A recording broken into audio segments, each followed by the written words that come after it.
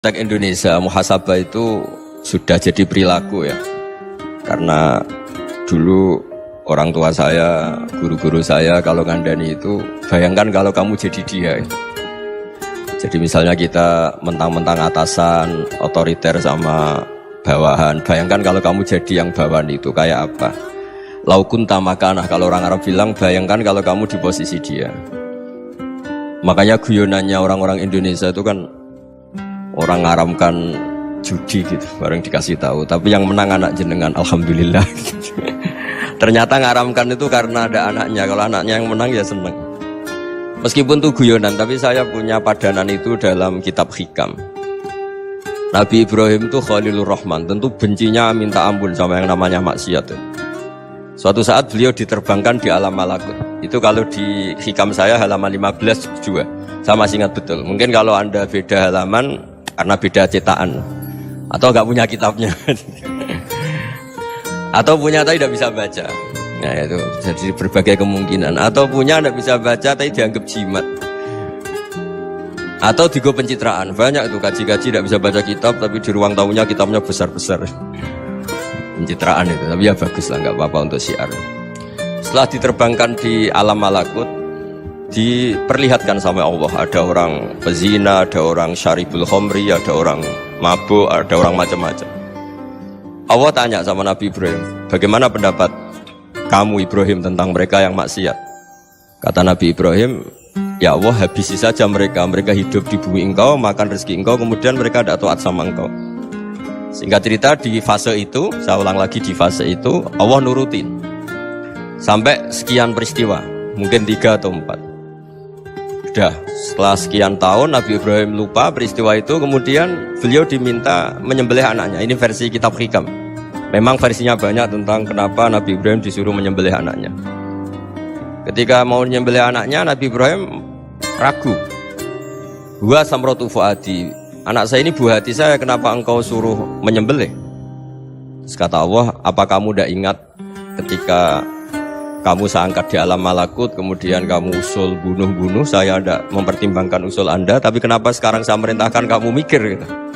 Terus, ya karena ini anak saya ya Allah. Terus kata Allah, rumang samu wong sumpukon mata ini gak gawean kau sing gawe kowe enak wae usul mata ini. Jadi saya yang bikin, kemudian Anda enak aja usul membunuh. Semenjak itu Nabi Ibrahim itu di eranya itu asfaqun nas, orang paling sayang sama manusia. Karena kadang kita keras itu ya kebetulan tuh udah anak kita, ada keluarga kita. Cara orang Jawa itu kan gitu ya, kalau ada perempuan terus macak yang macam-macam pakai sepeda motor cowok, terus wah itu luput suwuk, semoga-moga gini. Tapi setelah dikasih tahu, niku ponakane jenengan, semoga-moga selamat. Jadi jangan-jangan kemarin Ahlil Ma'asi itu kebetulan tuh tidak keluarga kita. Kalau keluarga kita yang pernah salah pada kita, semangat kita mintakan maaf. Jangan-jangan kita didikte hukum sosial gitu.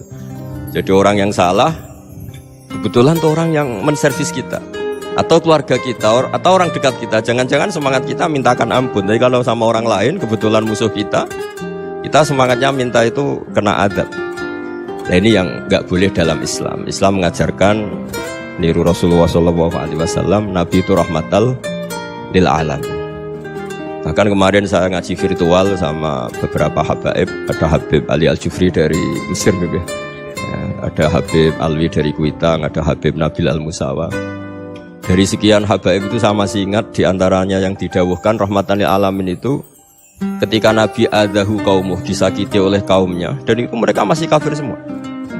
Itu mereka dapat doanya Nabi, Allah mahdi qaumi fa innahum la ya'lamun. Kayak apa baiknya Nabi, orang yang menyakiti, yang melukai ya, tapi Nabi masih berdoa, Allah mahdi qaumi fa innahum la ya'lamun. Sayyidina Umar dapat doanya Nabi itu yakhina kana kafiran, ketika masih kafir didoakan, Allahumma a'izzal Islam bi Umar. Itu ketika masih kafir. Itu pelajaran bagi kita bahwa yang sedang tidak cocok pun itu berdapat doa kita.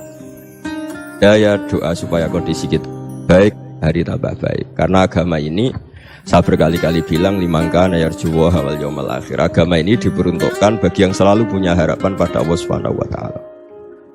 Saya cerita muhasabah ini tentang hubungan kita dengan Allah. Di Indonesia itu banyak orang fasik, banyak orang nakal. Ya di mana-mana orang nakal itu ya mayoritas, wa aksaruhum fasikun. Tapi berkahnya harapan. Mungkin saya kira nakal sok benda, mungkin saya kira sholat sok ben sholat, mungkin sekarang belum sakhok, belum dermawan, suatu saat dermawan. Barokahnya itu kefasikan ini dianggap sementara, sedang fasik, sedang tidak benar. Karena kiai-kiai kita, para guru-guru kita, para habaib utamanya itu mesti bilang semoga husnul khotimah. Nah barokahnya doa itu semoga husnul khotimah itu menjadikan satu pola sosial. Yang sedang fasik ini masih diharapkan jadi lebih baik, jadi lebih baik. Sehingga kita tidak ngambil sikap ekstrim yang ingin menghabisi atau ingin mengadili, tidak. Karena selalu kita punya harapan. Dan agama ini limangkan erjuwo hawal yok. Bayangkan dulu kalau yang nakal itu anak kamu. Pasti kamu gak ingin kan langsung dapat azab, dapat apa. Padahal kita semua jadi tokoh ini abul kulli, bapak dari semuanya. Sehingga ketika Rasulullah SAW jalan-jalan kemudian melihat perempuan sedang menyalakan api. Kalau apinya mati ditiup, anaknya dijauhkan. Nanti kalau sudah jauh dari api, anaknya digendong lagi. Terus kata Rasulullah, matur ke semua sahabat, Aro'aitum anna hadih tarihatan waladaha alan nar. Apa kamu berpendapat bahwa perempuan ini akan melemparkan anaknya ke neraka? Tidak ya Rasulullah. Tidak akan seorang ibu melemparkan anaknya ke api. Terus kata Rasulullah, Allahu arhamu min hadih biwaladiha. Allah lebih rahman, lebih rahim dibanding orang tua ini kepada anaknya. Ini yang harus kita kenalkan terus, kita kampanyakan terus, supaya orang hubungannya dengan Allah itu nyaman, asyik. Sehingga dengan demikian selalu ada harapan bahwa yang sedang nakal ini suatu saat tobat. Kita tidak boleh menghukumi pasti begini, pasti gini, itu tidak wilayah kita. Itu juga yang dicontohkan Rasulullah SAW. Secara lahir Nabi itu nggak berkenan sama Wahsy, karena Wahsy itu salahnya salah fatal, karena membunuh ahabban nasi ila Rasulillah, yaitu membunuh Sayyid Hamzah. Jadi ketika Wahsy tobat, Nabi itu nerima tobatnya. Dan ketika beliau dengan basariyahnya nggak siap ketemu Wahsy karena harus ingat Sayyid Hamzah, basariyahnya diturutin. Oke, kamu iman, saya turutin, tapi jangan sering ketemu saya. Karena kalau ketemu kamu, saya masih ingat sama paman saya, Sayyid Hamzah. Kita bisa ngelola seperti itu. Kita tidak cocok sama orang, bagaimanapun mereka umat Rasulullah SAW, kita tetap mencintai mereka. Misalnya kalau beda agama, mereka sama-sama orang Indonesia, kita mencintai mereka atas nama warga Indonesia. Tapi kalau misalnya potongannya ora cocok, beda kultur, bawaannya itu mangkel no coro Jawa, ya bisa diilmoni, jangan ketemu. Wong sudah tidak cocok, ingin ketemu nyari solusi. Roh ini tok seneng itu kan ya repot itu. Ya sudah, kalau nggak pati cocok ya jangan sering ketemu. Dan itu kita bisa memanage seperti itu tuh bisa. Saya berkali-kali cerita tentang Imam Syafi'i. Kalau dikasih tahu ya Imam Abu Abdillah, panggilannya Imam Syafi'i, tetangga anda ini ternyata banyak yang nggak senang anda. Jawabnya beliau senang. Ya bagus kalau nggak senang saya, ndak utang saya kata. Jadi gara-gara saman seneng aku ngatur aku ini kan. Dan mungkin saman rasa seneng kan ya enak. Jadi hidup itu dianggap happy. Kalau seneng ya teman silaturahim, kalau nggak seneng ya nggak bakal utang gitu. Baru kayak rasa seneng itu nggak ganggu. Jadi dulu itu orang bisa ngelola seneng ndak seneng itu bisa. Karena ada kearifan hubungan dengan Allah Subhanahu wa ta'ala. Hidupnya selesai karena masyghul bi dzikrillah, mereka sibuk dengan Allah. Makanya kata ulama-ulama tasawuf, kamu jangan melihat manusia perilakunya, tapi kamu juga harus ingat yang gerakkan semua itu Allah Subhanahu wa ta'ala. Dengan demikian kita faroh, kita senang. Makanya Nabi kalau ngutus Anas bin Malik kemudian enggak kesampaian yang diinginkan karena Anas main, ketika garwa-garwani Nabi agak tersinggung, Nabi andaikan Allah menghendaki yang saya inginkan kesampaian, pasti itu kesampaian. Jadi dianggap kegagalan Anas gak manggil yang dituju Nabi itu ya kersane Allah, ya enteng saja. Sayyidina Ali lebih parah lagi yang dialamin. Itu dalam-dalam beliau kalau dipanggil tuh gak cepet-cepet ke sana. Ketika ditanya, kenapa kamu tak panggil gak cepet ke saya?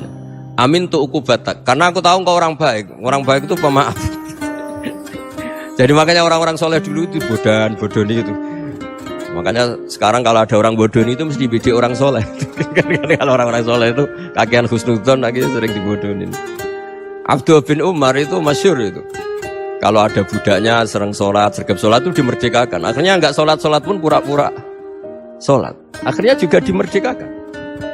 Ketika ditanya, kenapa engkau merdekakan? Padahal mereka sholatnya menipu engkau, kata pembisik-pembisik itu. Man khoda'ana lillah in khoda'na lah. Dia nipu atas nama Allah, berarti saat tertipu juga atas nama Allah, enggak masalah dong, semuanya demi Allah Subhanahu wa ta'ala. Jadi ketika kita ketemu mensifati Allah Ta'ala itu ghafir, Allah pemaaf. Jangan kamu enggak fair untuk diri kamu nyifati Allah ghafir, pada orang lain Allah kamu sifati syadidul iqab. Jadi Allah kamu atur, kayak MC tadi ngatur saya. Jadi Allah itu apa? Kalau pada saya ghafir, kalau pada musuh saya syadidul iqab. Itu tidak fair. Kalau Anda punya harapan kepada Allah karena Allah Rahman Rahim, Allah ghafir, sebenarnya Allah pada musuh kita ya bisa saja Allah ghafir, bisa saja Allah Rahman Rahim. Sehingga kita melihat orang lain yang kita tidak cocok itu ya enteng saja.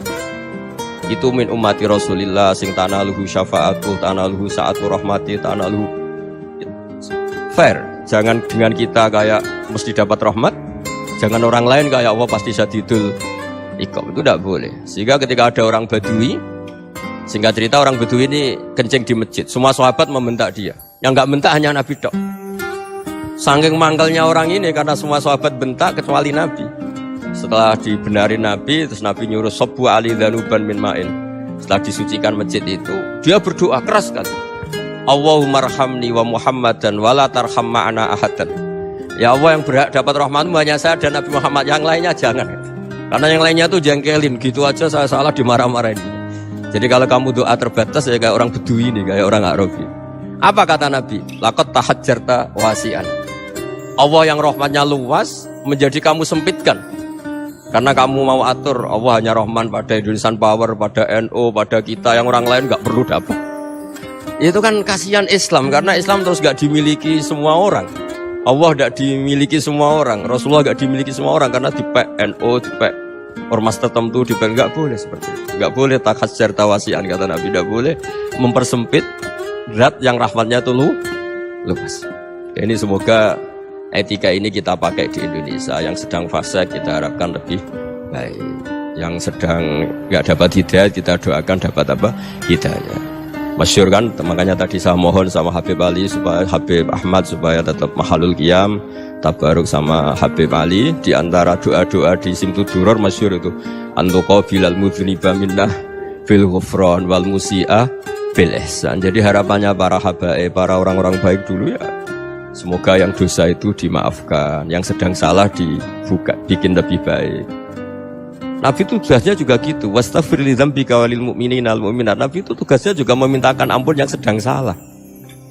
Nah ini cobalah jadi etika kita, muhasabah kita. Jadi muhasabah itu cara berpikir kita set, kita pikir ulang. Ternyata semangatnya seorang nabi itu wastaghfir li dzambika walil mu'minun. Semangatnya itu memintakan ampun. Orang ahli tafsir tahu semua kalau nabi itu tidak mungkin dosa. Jadi itu khitabun nabi wa urida bihi ummatu, itu khitab nabi, tapi yang dimaksud itu umatnya, karena Nabi tidak akan mengalami dzambun, tidak akan mengalami dosa. Sekarang enggak, kadang-kadang kita ini kalau orang lain salah itu semangat. Kalau di perusahaan ada teman salah, apalagi pimpinan salah itu seneng, barokahnya salah bisa ganti kan gitu. Jadi kalau mungkin di dunia tokoh juga gitu, barokahnya ada tokoh salah, kita yang jadi populer sendiri, tidak boleh seperti itu. Kita harus salimus sodri di jami'il muslimin. Jadi ini harus dilatih. Saya tadi matur sama Habib Ahmad, latihan kita jadi hidup. Nabi itu kalau resep jadi wali itu kata Nabi gampang. Kata Nabi, kalau kamu ingin disenangin Allah, ya sudah.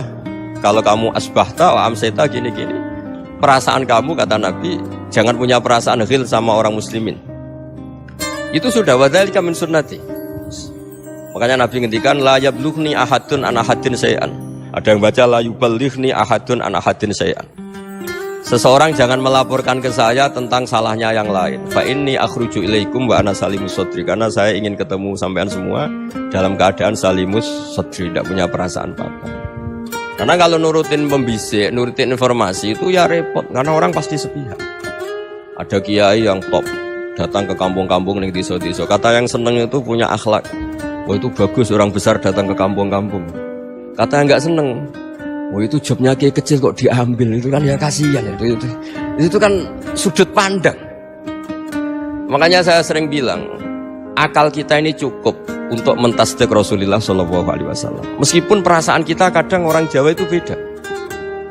Saya berkali-kali bilang sama peneliti dari Jogja, kenapa sih Gus para nabi itu kok poligami istrinya banyak? Nabi Dawud katanya itu berapa? Nabi Sulaiman malah jumlahnya agak terbatas ini. Nabi Muhammad itu paling sedikit. Saya tanya gini, perempuan itu orang lemah, jadi kalau nolong orang satu gimana baik? Kalau nolong orang dua ya lebih baik, ya sudah kira-kira seperti itu. Paling tidak akal kita masih tahu kalau orang baik itu kan mesti baik. Nolong orang satu baik, nolong orang dua ya lebih baik, nolong orang tiga lebih baik. Tapi kalau kamu orang nggak baik, satu saja kamu terlantarin, kamu miskinkan, kamu ya tinggal diukur kan. Kalau orang baik nambah baik, tapi kalau orang buruk tambah buruk. Nah itu akal. Akal kita bisa menganalisis kenapa sih nikah itu ada yang poligami, ada yang enggak. Ya sudah, ukur saja diri kamu. Misalnya kayak saya elek keriting, rabi terus, memperbanyak wong elek. Orang perilaku netok raine dadi elek kabeh gitu. Tapi nak kowe ku ganteng, alim, ganteng, sugih. Anake ganteng-ganteng, berhubung kowe saleh ahli swarga kabeh. Mertua yo bangga karena karir kamu meyakinkan. Ini mertua kamu aja gak bangga mau nambah. Ipar gak bangga, mertua gak bangga, desa kamu yang kamu wayai juga gak. Beda dengan Nabi ketika nikah Juwairiyah itu gak ada pernikahan sebarokah Nabi dengan Juwairiyah itu. Asharu Rasulillah, di situ habis perang banyak tawanan, gara-gara jadi bisanya Nabi langsung dibebaskan semua karena Asharu Rasulillah. Sekarang bisanya Kanjeng Nabi. Dulu Abu Sufyan mangkelnya bukan main sama Nabi, gara-gara putrinya dinikah terus langsung jadi. Kalau kamu kan enggak, nikah satu, nikah lagi, satu kampung musuhnya. Karena istri pertama ya cemburu, yang kedua agak bangga. Wah itu selesai itu, di dunia wal akhirah. Maksud saya, nganalisis Islam itu harus pakai akal. Dan akal yang dipakai, ini saya bawa ke kitab Ihya, adalah pikiran-pikiran para ulama. Makanya ketika Imam Ghazali ketika ditanya, fakaifa bi muslimin fasikin asawaha fi jami'i amri. Kalau kayak ketemu orang fasik, orang Islam tapi fasik, perilakunya enggak ada yang benar. Kata Imam Ghazali jawabnya lucu, aneh. Ma min muslimin illa wa islamuhu ta'ah. Tidak ada orang Islam kecuali dia mau Islam, membenarkan Allah dan Rasul itu sudah taatnya dia. Kok kamu tidak bisa melihat taatnya dia? Dia pikirannya kan ini pemabuk, ini tukang apa. Tapi kata Imam Ghazali, sebenarnya kamu masih bisa berpikir positif. Ma min muslimin illa wa islamuhu ta'ah.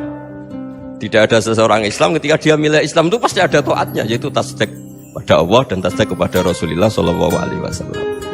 Jadi dengan pola seperti itu, maka di antara guru-guru kita yang modern ya di era Mbah Maimun, di sini ada Habib Ahmad. Habib Salim syair yang sering dibaca beliau adalah ada orang munajat sama Allah, ini cerita munajat. Itu orang itu ngendikan gini, ana mutnibun, ana mukhtiun, ana asi, huwa rahimun, huwa ghafirun, huwa afi. Ya Allah, saya mukhti, saya orang yang salah. Ana mutnib, saya orang yang dosa. Ana asin, saya sering maksiat. Tapi engkau ya Allah, engkau ghafir, pemaaf. Engkau rahim, maha pengasih. Engkau afin, yang mudah memaafkan. Kata orang ini ya agak kurang ajar, tapi saking senengnya sama Allah. Qobal tuhunna salasatan bisalasat. Ya gini saja ya Allah, sifat engkau diadu dengan sifat saya. Engkau Tuhan, Gusti, enggak boleh kalah gitu. Terus wasatahliban ausofu ausofi, dan kau pasti pemenangnya gitu. Jadi ada orang rayu Allah dengan cara seperti itu ya ada ya. Saya ini manusia, salah saya banyak. Engkau ampunannya banyak. Engkau Tuhan, Gusti, enggak boleh ampunan Anda, ampunan engkau kalah dengan salah saya. Enggak boleh Tuhan kok kalah.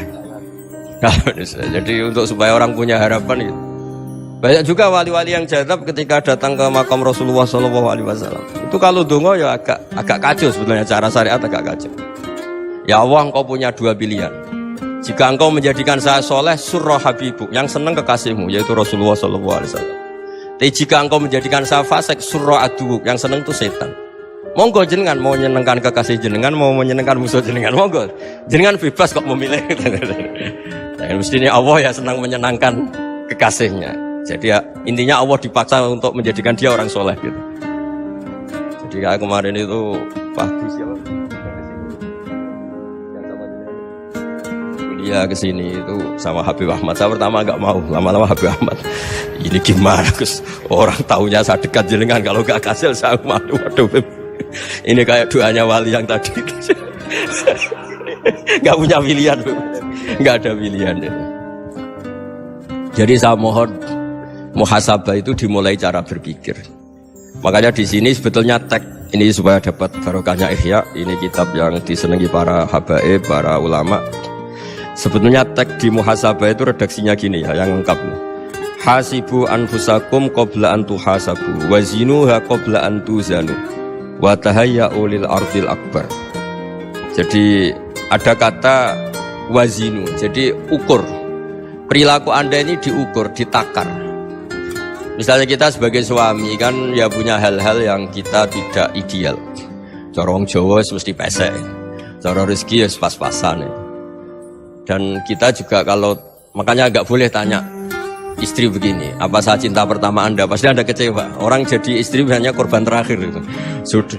Karena orang kalau ngelamar kemana-mana gak jadi, yang jadi istri itu pasti korban terakhir itu. Jarang istri pilihan pertama, jarang. Ayo semua yang nikah. Rata-rata itu pilihan Anda pertama Pak, dari sekian ditolak di mana-mana terus. Ya perempuan terakhir. Kamu juga korban terakhir. Itu wali-wali dulu kalau ngandani kita itu sederhana. Antal ini masyhur diceritakan Habib Zain bin Semit dalam kitab Al-Manhajus Sawi. Anta lam tajid min nafsika kullama turid. Fa kaifa turidu min ghairika kullama turid. Kamu yang ingin ideal saja, kamu tidak menemukan pada diri kamu untuk menjadi ideal. Kamu kan ingin ganteng, ingin punya uang banyak, ingin perilaku Anda sempurna. Anda saja yang punya keinginan tidak bisa mewujudkan keinginan Anda sendiri. Fakaifa turidu min ghairika ma turid. Jadi anta lam tajid min nafsika kullama turid. Fakaifa turidu min ghairika kullama turid. Kamu yang punya keinginan saja. Misalnya saya ingin punya uang banyak, perilaku saya selalu benar, gak pernah salah. Loh, saya yang ingin saja dengan diri saya gak bisa untuk benar terus. Kok kamu berharap orang lain selalu benar? Jadi anta lam tajid ya sama. Kalau kamu menuntut istri kamu itu ramah, neriman, apa kamu neriman sama wajah istri Anda gitu? Engkau ya pola neng dinti jajaki sana jajaki sini kamu sendiri tidak pernah apa. Jadi itu nasihat yang luar biasa. Anta lam tajid min nafsika kullama turid, fa kaifa turidu min ghairika kullama turid. Kamu mau menghormati semua orang? Enggak mau kan? Kemudian Anda berharap semua orang menghormati. Kamu tidak ingin kan orang lain semua menghujat kamu. Sementara kamu enak aja menghujat orang. Makanya Rasulullah SAW luar biasa ketika bikin kaidah sosial. Apa la yu'minu ahadukum hatta yuhibba li akhihi ma yuhibbu li nafsihi. Jadi kalau ukuran iman itu sederhana. Kalau sesuatu itu baik, nyaman bagi Anda ya. Bayangkan itu pada teman Anda. Misalnya Anda bangun tidur sudah acak-acakan, nggak punya uang, utang jatuh tempo, kan nggak ingin ketemu orang. Ya kamu jangan bertamu ke jenis ini karena dengan kamu yang alami juga gak siap ketemu orang. Makanya ada Habib Alim itu dilapuri sama seseorang. Beb, dulu teman saya itu ketika saya kaya itu sering main ke saya. Setelah saya miskin, mereka tidak main ke saya. Kata Habib itu, bagus, sunau begitu itu bagus. Coba kalau kamu dulu kaya, teman kamu main kan kamu gaya. Di rumah ada makanan, bisa hormat kamu. Setelah kamu miskin jadi buruh manol di pasar atau buruh bikin boto, teman kamu datang, malu enggak kamu? Mendingan gak datang gitu. Akhirnya baru, oh ya alhamdulillah kalau gitu. Loh ya kan dulu teman kita datang, kita ada Alphard, istri cantik, rumah bagus. Lah kita miskin, buruhnya orang pas dibentak-bentak, teman kamu udah datang. Milih datang kamu enggak kalau setelah kamu jatuh? Enggak kan? Jadi barokahnya ilmu itu terus. Ya, tapi kadang-kadang orang tuh, wah setelah saya miskin teman-teman enggak kasih ke sini. Ya kalau kamu sudah jatuh, teman-teman kamu situ jadi tontonan. Ya mulai sekarang cara berpikir itu dirubah. Dulu yang namanya kiai itu kalau diundang orang itu ya agak-agak senang. Semenjak saya itu agak rubah. Mengundang kiai, ngatur kiai itu tak haram-haramkan ya ada lumayan lah sekarang itu sudah mulai agak beretika. Dulu itu ngundang tuh tanggalnya ditentukan, jamnya ditentukan. Enggak mikir apa kiai saat itu nganggur, enggak. Punya wadifah, enggak. Dia milih tanggal yang dia nganggur, enggak mikir masa itu kiainya nganggur apa, enggak. Ya saya hanya cerita aja, kamu tersinggung ya monggo, boten nggih monggo itu kan. Jadi saya mohonlah supaya tadi saya juga matur ke Habib Ahmad. Jadi untuk orang merasa ikut sunnah Rasul itu gampang sekali kata Sayyid Muhammad. Dulu Nabi berpakaian ala daerahnya. Kalau mikot ya pakai mikotu baladi. Karena Nabi orang Madinah dan beliau berdomisili di Madinah ya misalnya mikotnya dari Bir Ali misalnya. Tapi kalau Anda orang kawasan Tanim mau umroh ya dari Tanim, misalnya kawasan Jirona ya dari Jirona. Artinya apa? Kamu ngambil mikot karena Nabi mikot misalnya dari Bir Ali, bukan berarti kamu harus seperti Nabi di Bir Ali, kamu orang Mekah, misalnya kamu orang Tanim, orang dia harus dari mikot itu apa? Baladi. Sama, makanya di fikih-fikih itu kalau tahnik anak, Nabi orang Arab, halawiyatnya kurma ya kurma. Kalau orang Jawa sedegan, semua podo-podo. Ya, podo-podo manis. Jadi ini tabaruk sama Sayyid Muhammad, ini ada murid beliau Habib Ahmad, saya baca supaya orang itu merasa ikut Nabi itu gampang sekali. Ini saya baca ya di halaman tadi disaksikan Habib Ahmad 433 di kitab apa ini? Manhajus Salaf fi Fahmin Nusus. Itu kata Sayyid Muhammad, wa kanat sunnatu Rasulillah annahu yat'amu ma yajiduhu fi ardi wa yalbasu ma yajidu wa yarkabu ma yajidu mimma abahu wa ta'ala. Faman istamala ma yajidu fi ardi fa huwa al-muttabi' lis-sunnah. Kama annahu hajjal baita min madinati. Faman hajjal baita min madinati nafsi fa huwa al-muttabi' lis-sunnah. Wa illam takun hadhil madinatu tilka. Jadi intinya misalnya Nabi dulu itu ngasih sedekah kepada fakir miskin ya pakai dinar, dirham. Ya kalau orang misalnya sedekah pakai rupiah ya sudah ikut sunnah Nabi. Jangan, lu Nabi pakai dinar loh, kamu kok pakai rupiah. Dulu dinarnya Nabi udah ada tulisannya Bank Indonesia, kamu kok ada tulisannya Bank. Ya tidak ada seperti itu. Ya jadi misalnya Nabi sedekah pakai tamar atau pakai al-aqid, ya kita pakai beras, pakai apa. Supaya orang tuh bahwa Rasulullah itu milik kafatal linnas, milik semuanya. Sehingga merasa ikut sunnah Nabi itu ya semuanya. Makanya dulu Mbah Mun kalau motivasi saya supaya bombong, kalau orang Jawa bilang bombong. Wong Jawa mesti ono wong alim. Beliau menyontohkan mas itu Mbah Fadol, Senori, Mbah Ihsan Jambes. Itu bisa ngarang-ngarang kitab luar biasa. Padahal beliau bukan orang Arab. Imam Sibawai itu orang Persia. Imam Ghazali orang Tus itu juga ikut Persia. Kata Mbah Mun, wong sing ora Arab lah mesti untuk jatah alim kata beliau. Karena Nabi itu diutus kafatal linnas. Nanti kalau orang yang alim itu Arab tok, berarti tidak ada perwakilan dari Afrika, dari Asia Tenggara, dari mana-mana. Makanya karena Nabi statusnya itu kafatal linnas. Jadi kita harus bangga sebagai Muslim, sebagai orang Indonesia karena misalnya Wali Kutub dulu terkenalnya hanya ada di Yaman, di mana. Ternyata pernah ada juga di Indonesia dan seperti Habib Abu Bakar Segaf Gresik. Jadi ya artinya kan tetap orang Indonesia meskipun beliau zuriyah Rasul kan ya sudah orang apa? Orang Indonesia. Zuriyahnya Habib Ali Simtuduror sekarang di Solo. Jadi Indonesia juga dapat alawin banyak dari Sadatin al-Alawin juga. Jadi saya mohon barokahnya ngaji seperti ini. Melihat orang lain tuh gampang, bayangkan tuh kalau anak kamu. Makanya Nabi nanti kalau nggak percaya lihat di Hikam nomor 15 di kitab saya. Di situ dijelaskan oleh Hikam, jangan-jangan semangat Anda pada orang yang maksiat, pada orang yang keliru supaya dihukum itu karena kebetulan itu udah anak Anda, itu udah keluarga Anda. Coba kalau itu keluarga. Makanya kalau saya guyonan di Jogja itu ada pembantu mecahkan piring terus dimarahi majikannya. Saya mesti guyon gitu. Pasti itu pembantunya tidak cantik. Kok bisa Gus? Andai kan cantik dan kamu senang mecahno piring satu, piring 1000 ora iso ngamuk. Ternyata ngamuknya itu karena mecahkan piring apa karena plus tidak cantik? Coba jawab para lelaki ini. Kamu marah sama orang maksiat itu karena maksiat karena plus itu udah anak Anda. Bayangkan kalau itu anak. Itu hebatnya Rasulullah SAW. Karena kita yang salah pun kadung umatnya, Nabi tetap ngasih fasilitas syafaati li ahlil kabair min ummati. Kayak apa baiknya Nabi? Udah ikut maksiat tapi ikut fasilitasi ngasih syafaat. Loh kalau li ahlil ibadah kan wajar. Nabi ketika ini syafaati li ahlil kabair min ummati.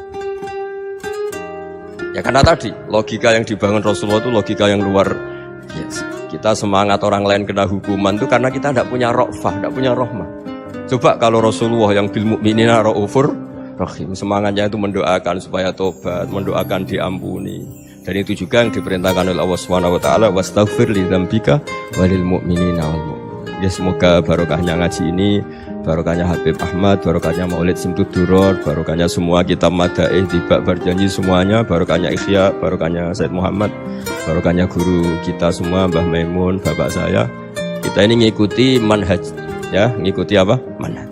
Saya sering didhawuhi Mbah Mun, kenapa ihdinas siratal mustaqim bukan siratoka? bukan jalan engkau ya Allah. Karena Allah itu nggak bisa kamu tiru. Allah itu tidak tidur, tidak makan, tidak kesel, tidak capek. Yang bisa ditiru itu siratal ladzina an'amta alaihim. Yang bisa ditiru manusia ya niru manusia. Karena Allah itu tidak bisa ditiru. Makanya ihdinas siratal mustaqim siratal ladzina. Ya niru siapa? Niru guru-guru kita. Termasuk niru cara pandang. Jadi misalnya ada orang awam di rumah itu hanya delok reng, delok tikus liwat, itu kan kayak nganggur. Ora tahajud malah mendelok reng. Melihatnya jangan gitu. Gua tarokal ma'asiyah. Dia di rumahnya ndak dugem, ndak kemana-mana. Dia berarti malam itu tarkul ma'asi. Tidak nyopet, tidak garong, tidak ke tempat maksiat. Susahnya apa sih husnudzon? Jadi jangan lihat gua tarkut tahajud, gua tarokat tahajud, wa taroka qiyamal lail. Oke ya, namanya orang begitu ya tidak tahajud, tidak qiyamul lail. Tapi susahnya apa sih kamu bilang gua tarokal ma'asiyah? Dia juga meninggalkan maksiat, dan tarkul maksiat itu ibadah. Supaya orang tuh gampang lah husnudzon sama orang muslim. Ini orang mukmin, orang yang luar biasa. Di mata Allah itu orang yang luar biasa. Kayak tadi Imam Ghazali, kalau saya ketemu orang muslim kemudian dia tidak pernah baik, gimana? Kata Imam Ghazali, ma min muslimin illa wa islamuhu ta'ah. Tidak ada orang Islam ketika dia mentasdihkan Allah dan Rasulullah, berarti dia juga punya taat. Ini latihan saja, sing iso nglakoni Habib Ahmad kula namung cerita mawon. Kula cerita secara akademik, saya punya kitab, saya baca, dan alhamdulillah kita paham barokahnya para guru, dan supaya terbiasalah. Sebaik-baiknya ibadah husnudzonni billah wa husnudzonni bil mu'min. Soal tidak cocok ya diilmoni tadi ya, namanya enggak cocok ya jangan sering ketemu. Seperti Rasulullah SAW, beliau karena sangat mencintai Sayyid Hamzah, ketemu orang yang pernah begitu sama Sayyid Hamzah ya beliau secara basyariah tidak siap. Tapi beliau secara cara bahasa sekarang, secara profesional, kalau beliau seorang nabi dan harus menerima tobatnya siapapun ya diterima. Saya meskipun dengan A, B gak cocok karena dia begini-begini sama saya, tapi saya ingat dia sholat, dia baca sholawat, dia mencintai Rasulullah. Ya kita hormat. Ya, soal gak cocok ya di manage tadi ya. Zuriban tasdid huban. Kalau gak pati cocok ya jangan sering ketemu, bawaannya enak nanti. Ya semuanya itu diilmoni lah. Makanya ngendikane Ma'ruf Al-Qurhi ada yang baca Al-Kharki, mangqala fil yaumi salasa marrat aw marham ummata Muhammad kutiba minal abdal. Karena semangat mencintai siapapun satu hari sering baca marham ummata Muhammad, wa ma asli ummata Muhammad, wa ma tajawaz an ummati Muhammad, itu mesti kutiba minal abdal. Dia pasti termasuk wali abdal. Maksudnya semangat mencintai. Ya dilatih lah. Misalnya Indonesia Power atau PLN, andai kan tidak ada PLN tuh kayak apa? Orang nggak bisa ngaji, tidak bisa aktivitas. Ya barokahnya ada PLN, barokahnya jasanya. Kita sadar, tidak semua kebaikan kita ini memenuhi keinginan orang banyak. Orang banyak ingin listrik, ingin saluran apa, dan itu kadang yang mewujudkan orang lain atau kelompok lain. Ya karena itu manfaat ke orang lain ya kita doakan. Karena khairun nas anfa'uhum linnas. Sehingga kita terbiasalah ngakui orang lain. Seperti semangatnya Rasulullah SAW, semuanya itu didoakan, semuanya diinginkan kebaikannya. Bahkan Nabi gak putus asa sampai di akhirat. Ketika Nabi lain sudah putus asa karena sudah akhirat, sampai dimintai syafaat semuanya bilang nafsi, nafsi. Karena merasa semuanya gak punya nyali di depan Allah. Karena ini sudah akhirat, sudah finish. Tapi apa Rasulullah? Analah. Ya udah, saya sanggup mensyafaati kalian. Terus kata Nabi, fa'atiyal arsya. Saya mendatangi aras fa'akhiru lahu sajidan, saya sujud wa ahmaduhu bima hamida 'allamaniha rabbi. Kemudian saya tetap muji Allah dengan pujian yang terus menerus. Padahal sudah di akhirat, sudah finish. Nabi dimintai syafaat masih sanggup. Karena Nabi tahu akhirat tidak bisa mendikte Allah, tidak bisa. Allah terus bilang, ya Allah ini akhirat, engkau sudah tidak boleh mensyafaat, tidak bisa. Allah tidak bisa diganggu akhirat. Allah tidak boleh dibatalkan rahmannya oleh akhirat. Allah tetap Rahman Rahim abadal abad. Dan Nabi tahu itu. Makanya kata para ulama, fa Muhammadun ahmadu min ghairihi. Jadi Nabi Muhammad namanya dua yang terkenal. Sebenarnya banyak yang terkenal dua, Muhammad sama Ahmad. Ketika Nabi punya nyali memuji Allah di akhirat atau sudah di akhirat, itu fa Muhammadun ahmadu min ghairihi. Ketika Nabi lain sudah tidak punya nyali muji Allah karena sudah akhirat, Nabi Muhammad tetap berani muji Allah di saat seperti itu. Makanya Ahmadu di situ kata ulama itu af'al tafdil, fa Muhammadun ahmadu min ghairihi. Kanjeng Nabi lebih memuji Allah di saat yang Nabi lain sudah tidak punya nyali untuk memuji Allah di saat itu. Makanya kata Nabi, fa'akhiru lahu sajidan wa ahmadhu bima hamida 'allamaniha rabbi. Akhirnya setelah lama gitu terus Allah ngendikan ya Muhammad irfa' ra'sak wasal tu'tah wasfa' tusyaffa. Sudah Muhammad, angkat kepala kamu minta apa saat turutin, dan kalau kamu ingin mensyafaati umatmu saya beri hak napa? Syafaat. Nah, semoga semangat itu juga menjadikan kita munajat bahwa rahmat Allah tidak terbatas, harapan juga tidak terbatas. Mungkin yang sedang nakal ya kita katakan sedang. Jangan terus kamu pastikan wah ini mesti suul khotimah, mesti tidak orang baik. Ndak, agama ini liman kana yarju wal yaumal akhir, selalu bagi yang punya harapan. Ya, mugi-mugi dapat barokah semua. Matur dengan kata wassalamualaikum warahmatullahi wabarakatuh.